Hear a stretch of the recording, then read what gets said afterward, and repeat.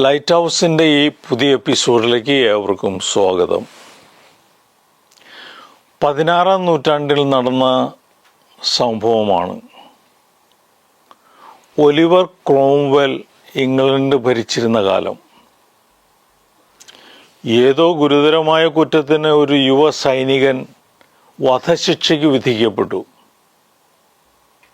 ഇങ്ങനെയായിരുന്നു വിധിവാചകം: നാളെ സന്ധ്യാമണി അടിക്കുന്ന സമയത്ത് ഇവനെ വധിക്കുക. ദൂരെ ഗ്രാമത്തിലുള്ള ആ ചെറുപ്പക്കാരൻ്റെ വീട്ടുകാരെല്ലാം ഈ വാർത്ത അറിഞ്ഞു. അവനുമായി വിവാഹ നിശ്ചയം ചെയ്തിരുന്ന പെൺകുട്ടി ഇതറിഞ്ഞ ഉടൻ ഇറങ്ങി ഓടി. ഒലിവർ ക്രോംവെലിനെ വധശിക്ഷ നടപ്പാക്കുന്നതിന് മുമ്പ് ചെന്ന് കണ്ട് എങ്ങനെയെങ്കിലും ശിക്ഷ പിൻവലിപ്പിക്കുക എന്നതായിരുന്നു അവളുടെ ഉദ്ദേശം.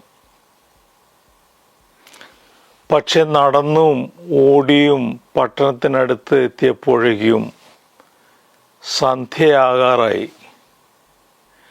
സന്ധ്യാമണി അടിക്കുന്നതിന് മുമ്പ് ഒലിവർ ക്രോംവെലിനെ കണ്ട് കാര്യം ഗ്രഹിപ്പിക്കാനാവുമോ എന്നവൾ ശങ്കിച്ചു. അതിനാൽ ആ പെൺകുട്ടി നേരെ ദേവാലയം ലക്ഷ്യമാക്കി ഓടി. പള്ളിമണി കെട്ടിത്തൂക്കിയിരുന്ന സ്തൂപത്തിന് മുകളിൽ അവൾ ഒരുവിധം വലിഞ്ഞു കയറി. അപ്പോഴേക്കും സന്ധ്യാമണി അടിക്കുവാനായി കപ്യാർ വന്നു. അയാൾ കയറിൽ പിടിച്ച് ആഞ്ഞു വലിച്ചു. പക്ഷെ മണിയുടെ നാക്കിൽ പെൺകുട്ടി കൈ രണ്ടും ചേർത്ത് പിടിച്ചുകൊണ്ടിരുന്നു. അതുകൊണ്ട് ശബ്ദം പുറത്തേക്ക് വന്നില്ല.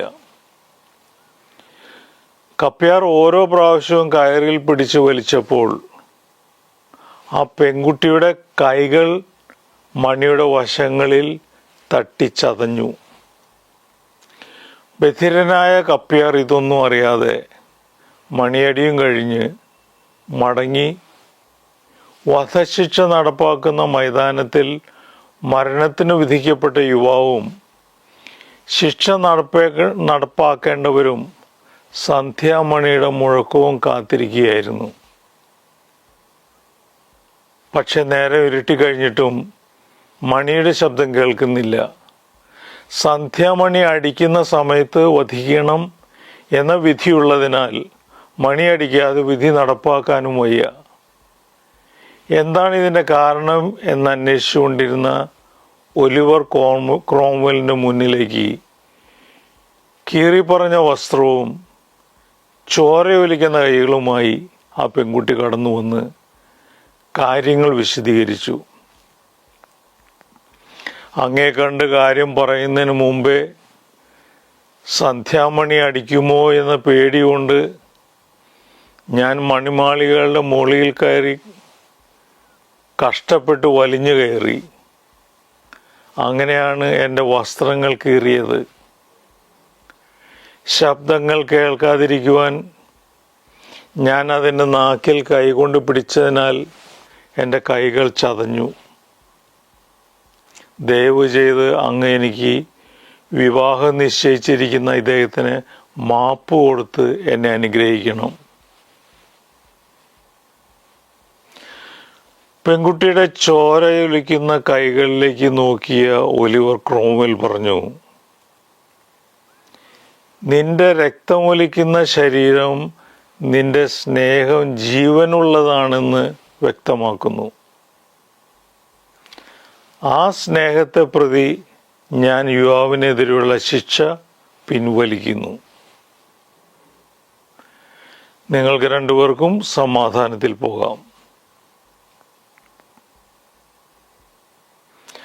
നിസ്വാർത്ഥ സ്നേഹം എന്നാൽ മറ്റൊരാളുടെ ആനന്ദവും സുഖവും മുൻനിർത്തി സ്വാർത്ഥതയില്ലാതെ സ്നേഹം നൽകുക എന്നതാണ്. ഇത് വ്യക്തിക്ക് ആരോപണങ്ങളോ പ്രതീക്ഷകളോ ഇല്ലാതെ മറ്റൊരാളുടെ ഗുണങ്ങൾക്കും ദുർഗുണങ്ങൾക്കും സമാനമായി അവരെ എല്ലാ സാഹചര്യങ്ങളിലും സ്വീകരിക്കുന്ന മനോഭാവമാണ്.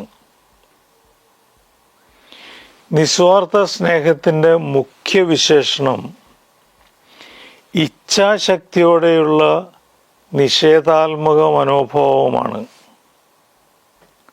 ഇത് സ്വയം ത്യജിച്ച് മറ്റൊരാളുടെ സ്നേഹത്തിനായുള്ള ഒരു യാഗമായി മാറുന്നു. മാതാപിതാക്കളുടെ സ്നേഹം, മതങ്ങളുടെ പ്രഭാഷണങ്ങൾ, മറ്റനേകം ബന്ധങ്ങൾ എന്നിവയിൽ നിസ്വാർത്ഥ സ്നേഹത്തിൻ്റെ ഉദാഹരണങ്ങൾക്ക് കാണാം. എറിക് ഫ്രോം എന്ന സൈക്കോളജിസ്റ്റ് നിസ്വാർത്ഥ സ്നേഹം മമതയോടും കരുണയോടും സഹനശക്തിയോടും ബന്ധപ്പെട്ട് കണ്ടിരിക്കുന്നു. ഇത്തരമൊരു സ്നേഹത്തിലൂടെ മറ്റുള്ളവരുടെ ഭാവനയും വികാരങ്ങളും മനസ്സിലാക്കി അവരോടൊപ്പം സ്നേഹം പങ്കിടാൻ കഴിയും. ഇത്തരമൊരു സ്നേഹം മനുഷ്യരെ ആശ്വസിപ്പിക്കുകയും ബന്ധങ്ങളിൽ സ്നേഹത്തിൻ്റെയും കാരുണ്യത്തിൻ്റെയും ശക്തി വർദ്ധിപ്പിക്കുകയും ചെയ്യും.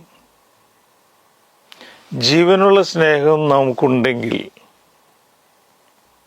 നമ്മുടെ മേൽ മുറിപ്പാടുകളും കാണാം.